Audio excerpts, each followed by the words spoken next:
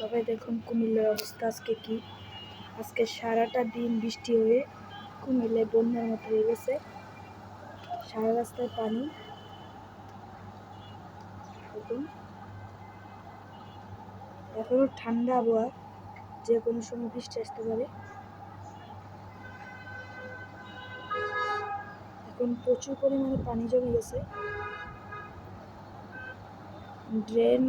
Drain দিয়ে পানি যে গেল, টানা বৃষ্টি হওয়ার কারণে সব পানি এখনো যায়নি, এখনো অনেক পানি রয়েছে।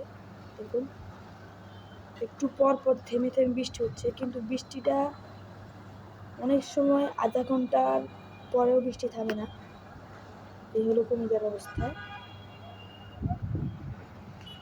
রাস্তা একদম ভিজে গেছে। দেখুন এদিকেও একই অবস্থা, প্রচুর পরিমাণে পানি।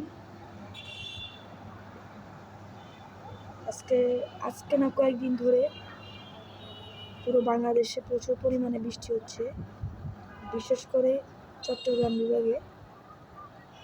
এ হলো কুমিল্লা টিভি, আমি রাইয়ান।